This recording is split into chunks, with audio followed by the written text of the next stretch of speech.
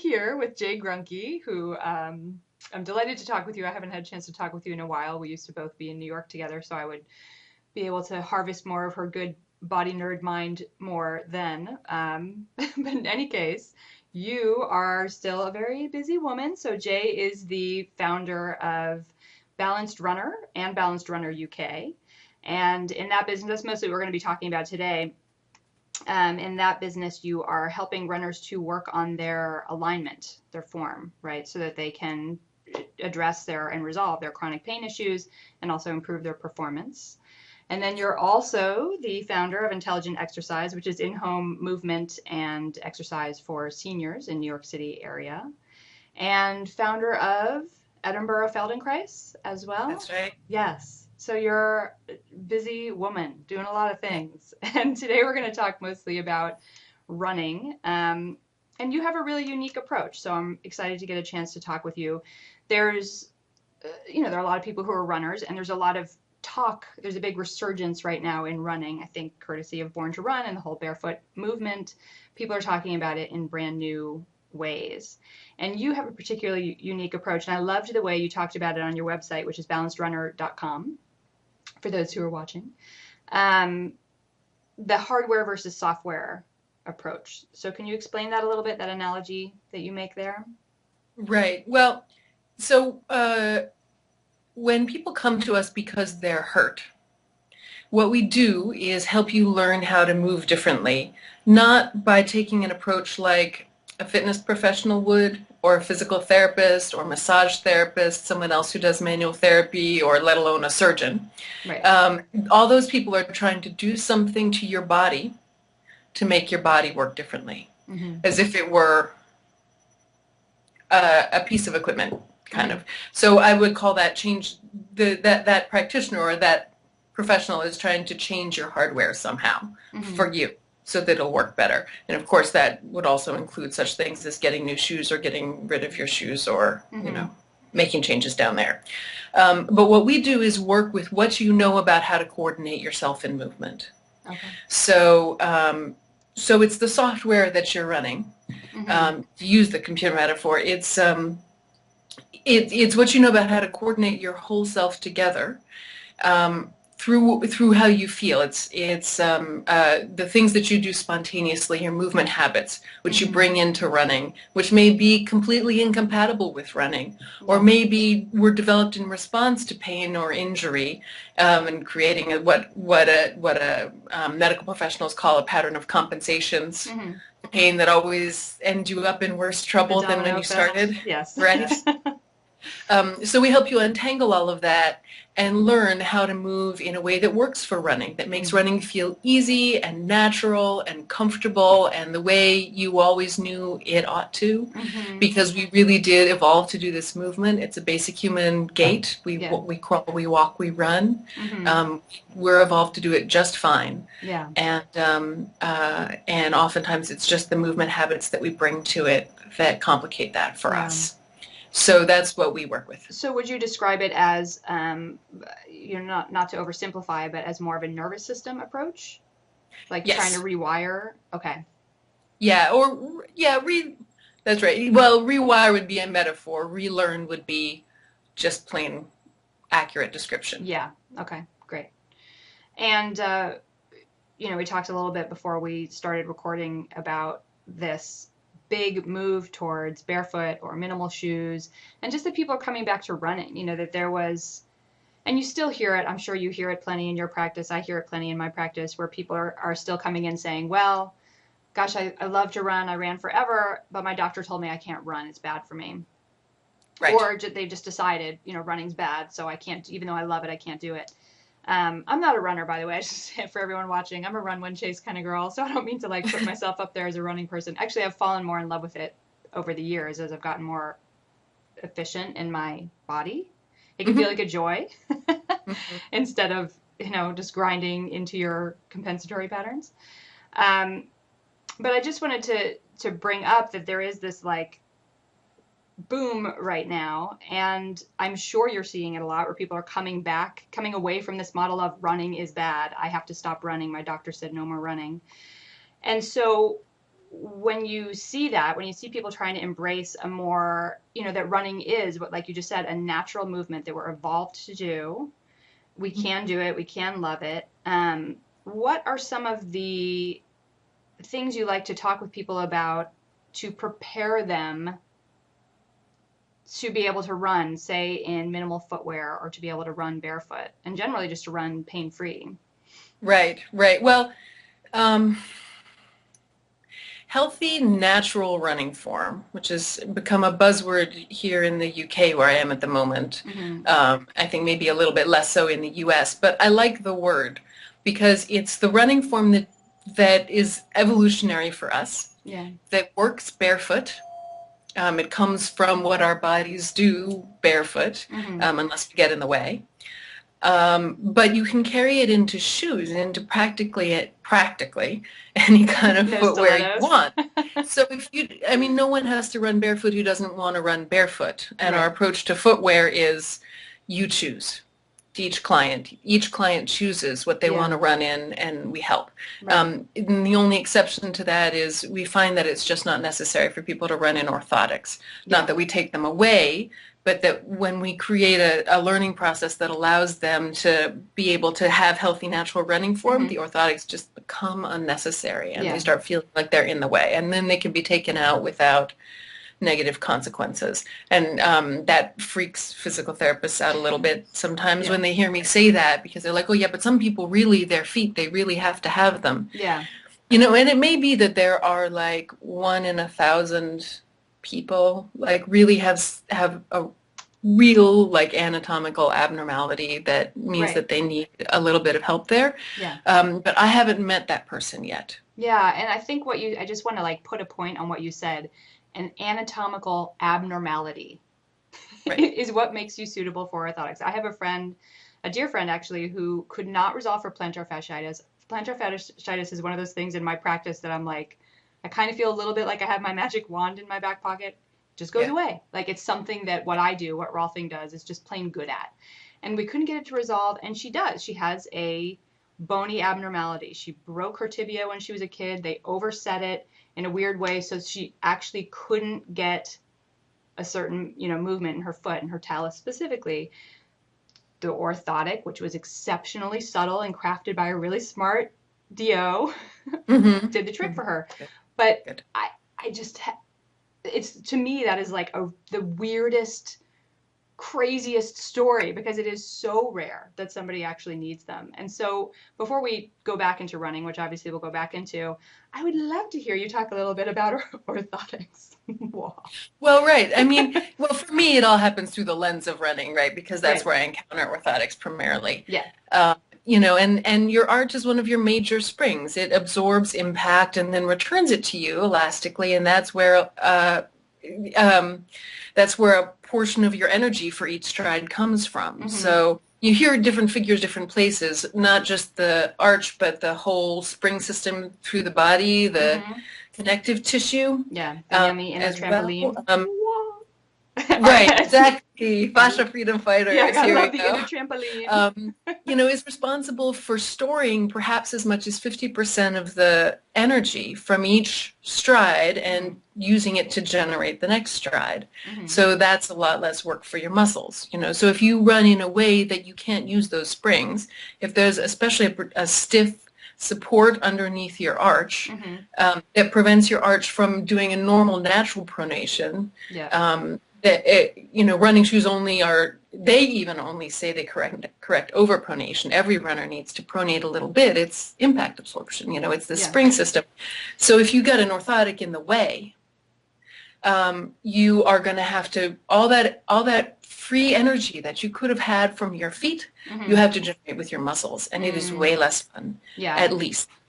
If not, also over-the-counter orthotics have been shown to increase stress at the knee. Mm-hmm. So I don't know that they've evaluated prescription orthotics that way. That would also be tricky because Yeah. different practitioners have different approaches to creating orthotics, so you wouldn't be evaluating quite the same thing. But and increase various other kinds of stress in the body. And I've even seen one horrible situation where a runner had an utterly rigid orthotic, Mm. Well, running orthotics should be somewhat pliable Yeah, for because they sure. should be able to allow a little bit of pronation. Yeah. And even a good orthotic for, like a medically responsible orthotic for regular function should have a little bit of flex in it. Yeah. This was utterly, utterly inflexible orthotic. She was a competitive, like masters, like rank masters runner, club runner, I guess they call them here in the UK.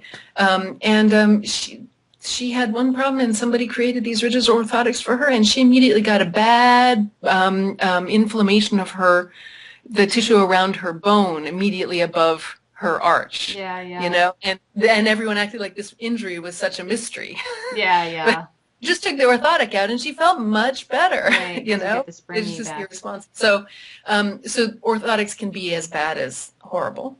Right. Even when they're the best orthotic that you could have, they're in the way. And the fact is, if your pelvis is moving properly, you will shift your weight to the weight-bearing portions of your feet. And instead of over-pronating, you'll appropriately pronate. Voila. Orthotics not needed. Yeah. It's actually really simple, and it's very common for our clients not only to feel like they don't need their orthotics, to be able to comfortably take them out without any recurrence of injuries, but also when they next go buy their next pair of running shoes at the shoe store and they get, the little camera that shoots you from the knee down to see if you're an overpronator, it shows that you're not anymore. I mean, a number of our clients have come back and told us this. So that's really cool. It's objectively true. Yeah. Now I know when people are listening to this and they hear when your pelvis is moving appropriately, when your pelvis is moving normally, it's like that freak out, like, is my pelvis doing what it's supposed to do? What is my pelvis supposed to do? So I just don't know if you can speak to that a little bit, like the mystery. Well, sure. Well, here's the thing. Also, there's been this buzzword pelvic stability. Overall, and particularly in the running world, and pelvic stability has been felt to has been interpreted to mean that the pelvis doesn't move.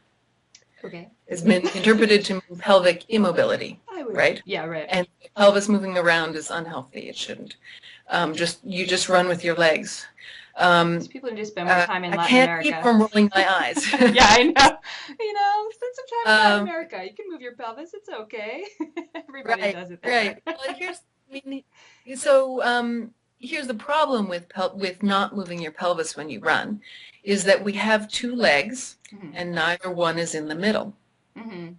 And if you're going to be on one leg and then on no legs for a moment, and then on one leg and then again on no legs, there has to, and your leg doesn't come to your midline. Your hip joint doesn't come to your midline. As a matter of fact, the only way it can get anywhere near your midline is if you actually move your pelvis. But especially if you're not moving your pelvis, your hip joint, you've got one over there and you got one over there, and and the feet, and so you are unable to laterally shift your weight. Right. To be borne through the bones of one leg and then the bones of the other leg.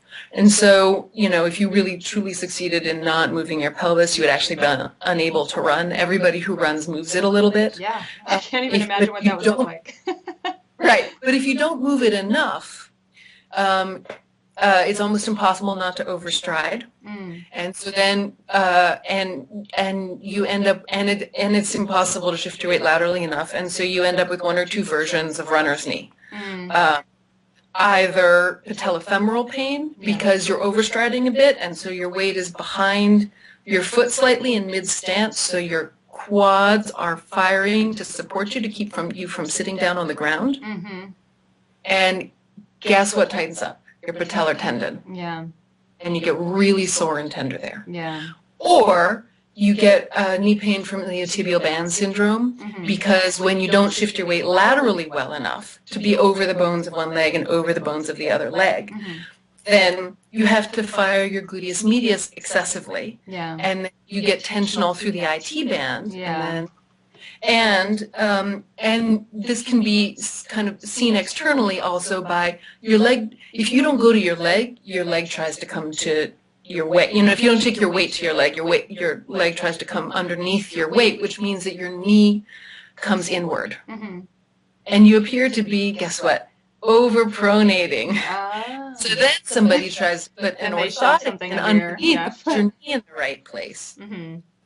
And that may give you some relief, and you may sensorially respond to that, the sensation of the lift underneath your arch by kind of shifting your weight off your arch to the outside of your arch. I'm moving as though it's my right leg that we're talking about. And then guess what? Your weight is shifting to your leg, and maybe your IT band syndrome goes away. That's a scenario in which orthotics could appear to relieve IT bands, or yeah, it could prompt a recovery from IT band syndrome. But in fact, you didn't. But then you have the extra energetic cost of running with orthotics instead of your arch working properly. Yeah. And running is just less fun. Yeah. So and your performance is not what it could be. And so, in fact, if you let your pelvis move properly, you are less likely to overstride, because instead of the leg flinging out in front of you, the pelvis moves a little bit and the foot lands underneath the hip joint. Rotational movements are combined with side bending movements because of the structure of the spine. And so, in fact, the turning of the pelvis also prompts a kind of a side shifting, just enough to really get your weight from one leg to the other leg to the other leg to the other leg. Energetic cost of running goes down subjectively. We're still working on getting ourselves into a situation where we can measure this by measuring, oxygen consumption and really objectively determine that this is reducing oxygen consumption in running. But people always PR after learning how to do this, in addition to their pain going away. They all of a sudden running faster without feeling any increase in effort. Yeah. So, if that sounds like an improvement in running economy, and it sounds like anything, and it's like something any runner would want. Yeah. Faster and more comfortable, sure. Yeah, I know. I'll take it. So I'm sure at this point people are a little, curious about, and, it's hard obviously because we're in a verbal interview and we're talking about kinesthetic things, but what is your approach? What does that look like when you work with people? Because I know you take a very individual approach. Yes, that's right. That's right. So when I see a runner one-on-one, well, when we see runners, because I have staff who also does this work with me, and it's not just me, first thing is we want to understand what brought them in. It's nearly always pain of some kind, and very often they've already been the round of doctors and physical therapists or physios and not gotten results, and we're sort of the port of last call, or practitioners of last resort, I guess, is really the phrase. That's a good phrase. I'm going to use that one. Being a practitioner of last resort myself. Yeah. Yes, of course. I mean, that's what the holistic practitioners tend to be. Totally. For a lot of people, Yep. Except for those savvy enough to go there first. So anyway, so we understand, we take a history, look to understand what the situation is, and then we look at them run on the street, not on a treadmill, because treadmill is different, and with our eyeballs. Yeah. Nature's most sensitive instrument. Sometimes we're experimenting a bit more with video, but you can see more of some things and less of others with video. It's not a magical tool. Yeah. And a lot of the things that are most important for us to look at actually don't show up any more clearly on video than they do to the naked eye, the way that we've been trained, because you can't get the depth perception in video. That makes sense, yeah. So we watch people run, and we ask them what they feel like they're doing, so that we see what they're doing. But then the question is, how clear is their sense of how clear is their ability to feel what they're doing? Because those are two things that need to be addressed.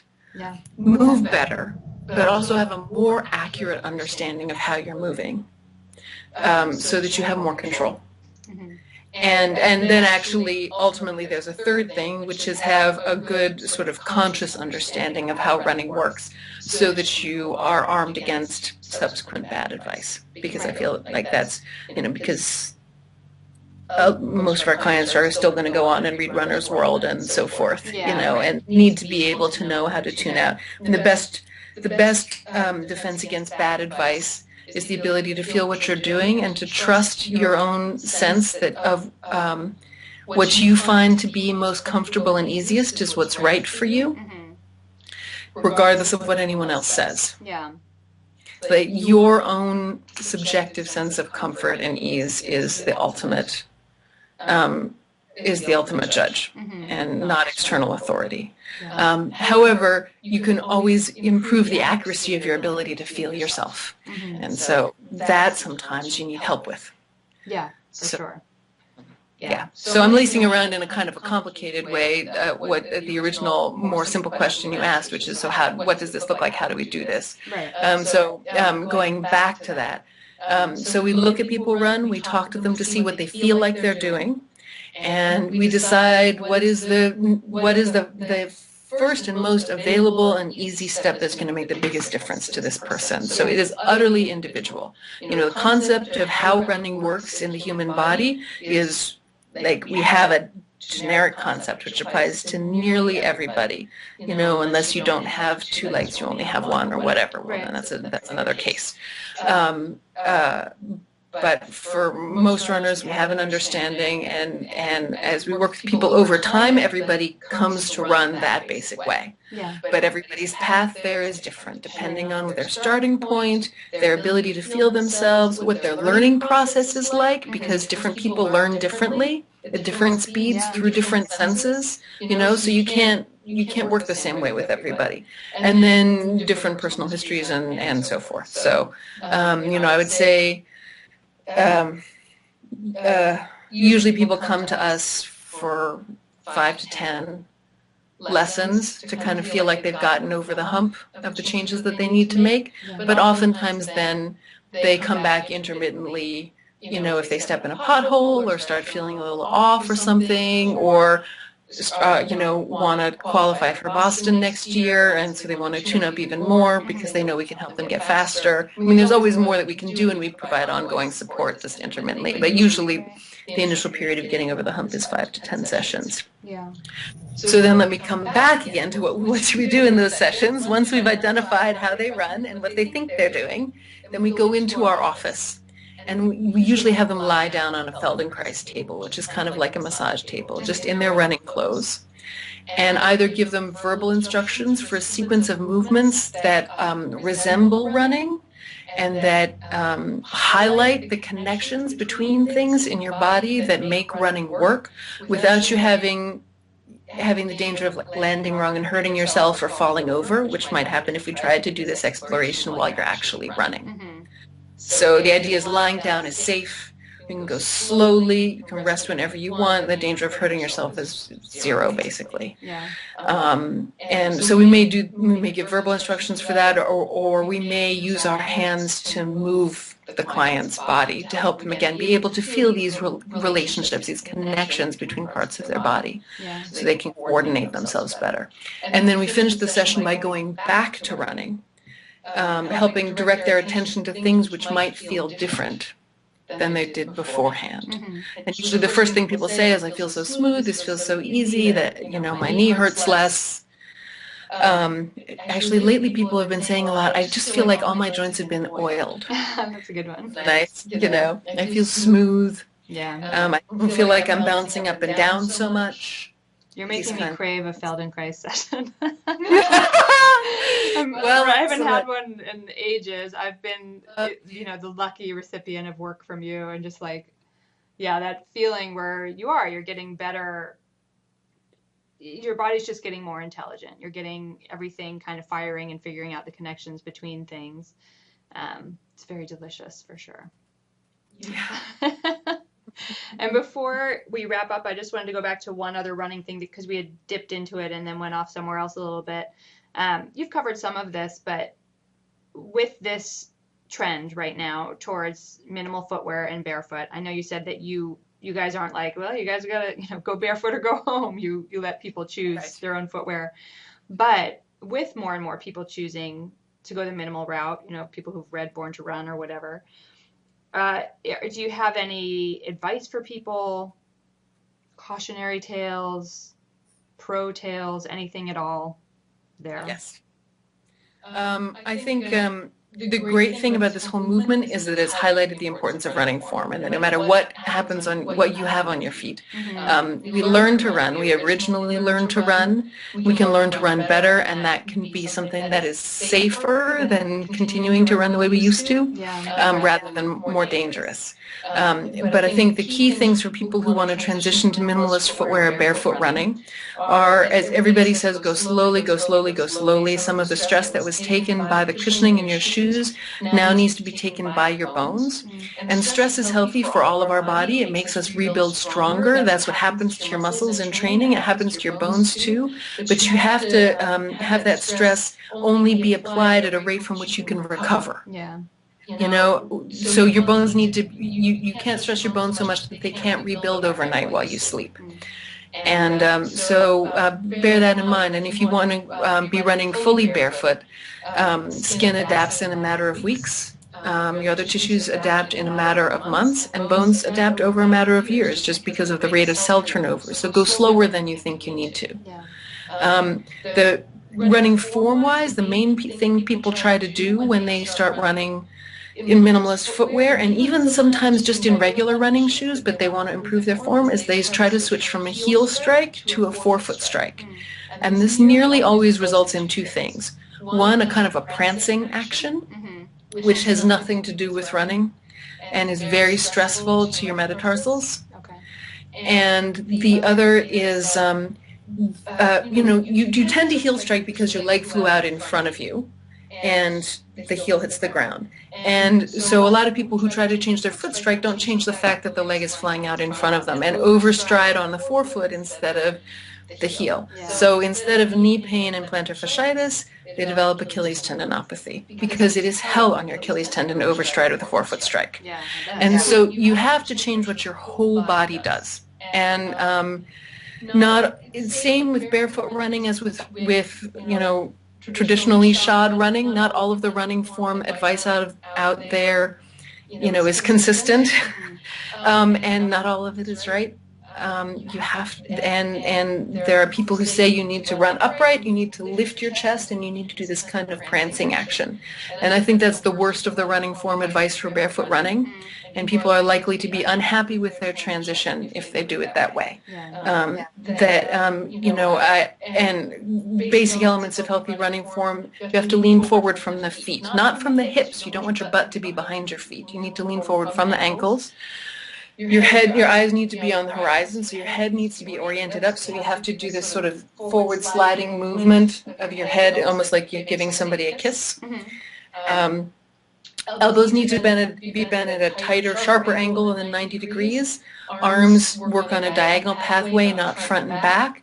Your torso needs to move, and although you shouldn't sink, you should feel like your chest and your chin get farther away from each other. You should not lift your chest or try to run upright. Pelvis needs to move, and if you do those things, and if what's happening from your hips up is working right, you pretty much won't overstride. But if you try and fix your overstriding from the hips down, you'll be unsuccessful. So I've got a YouTube channel. It's just Balanced Runner. And I've got videos posted there to illustrate the things that I'm talking about, and more coming. I just bought a new video camera. I'm totally excited. So please look there for more resources. You can also find them on my Facebook page, the Balanced Runner. All of my video series, 5 running form tips you've never heard before, is there. Wonderful. And you can also find them on my website. Yeah, and just thank you for bringing the whole body to the party, because we do. It's like I have a job, I have a career for a long time now that's about, my whole life is about noticing the connections in the human body. And I still have these moments, because we're culturally conditioned to see things as separate, where I'm working on someone's ankle and their neck lets go, and I go, that's weird. And then I have to remind myself, no, Brooke, it's not weird. Your whole career trained you that that's not weird. And it's like learning a foreign language, but my native language is being in a culture where we see things as separate. And so I think we all have to, even fashion nerds like me, remind ourselves of the connectedness, and that if someone's giving you advice in the running example, do this with your foot, you should be a little suspicious because they have to connect it to the whole conversation. And I think you were pointing out also that, sometimes people will adopt a pattern that someone tells them to adopt, only strike on your forefoot. And you have to ask yourself, first of all, make sure you're dripping it in incrementally, like you said, but also, is this working for me? Right. Am I all of a Exactly. sudden just insanely inflamed in my Achilles tendon? 'Cause something about this isn't working for my body, and not just with running, but any physical activity that we take on, always coming back to ourselves, like, how's this working for me? Right. Really important. So Right. thank you. Yep. And Amen. I think, hallelujah. I think it's great to know that you have those video resources out there. And just before we wrap up, I was remembering as we were talking your great story about how you got into this work, that you started out having to run and finding it extremely unpleasant. So if you don't mind sharing that, I think that it's always helpful Sure. for people to hear how people make the transition to a happier body. Sure.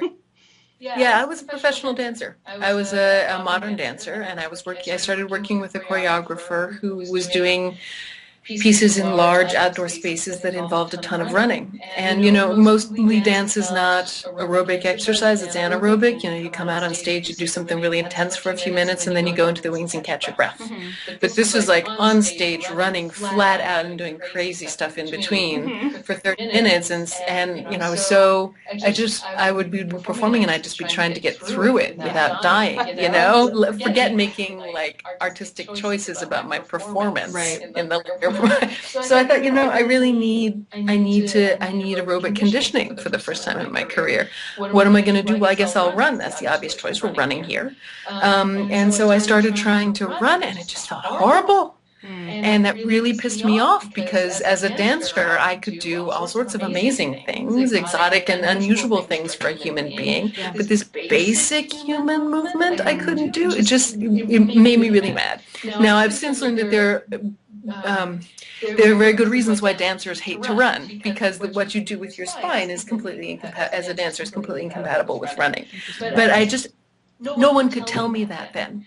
And I was training to become a Feldenkrais practitioner at that time. So I used my professional training program as a laboratory to solve the running puzzle for myself. And I read what was out there in running form, which was not so much because this was like 99, 2000, Before so it was before Born to Run, Yeah. before all of this. There was Chi Running and Pose were out there, and that was kind of it, Yeah. at least for the layperson, and Runner's World.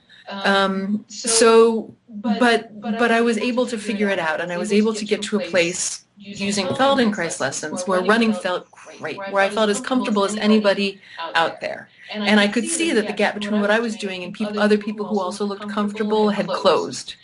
And then I realized the stuff that I figured out for myself was stuff you couldn't read about anywhere.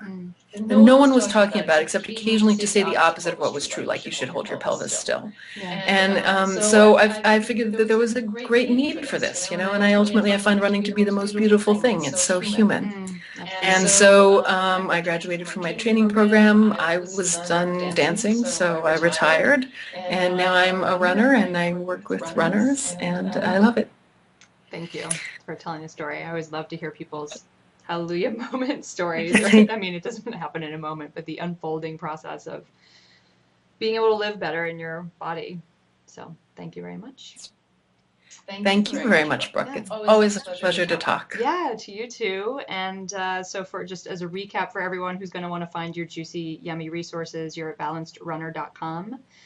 We didn't talk about the whole intelligent exercise side of your life, but intelligentexercise.com is the website, right? That's right. For those who want to check those resources out. And you have your YouTube channel, which is also Balanced Runner. That's right. That's super helpful because the videos are always great. And people can read up on Feldenkrais as well. It's a treatment that I really am a big fan of, big advocate. I think it's just a really smart approach that we can not, and I'm a soft tissue girl, that's my thing, but that we can also talk about really intelligently about that neurological piece as well. So right. Thank you very much. go forth and make Thank more runners happy, and we'll talk again soon, hopefully. Great, great. Thanks again, Brooke. Thank you. And thanks for this good work you're doing, getting this information out there. Why, I think thank it's you.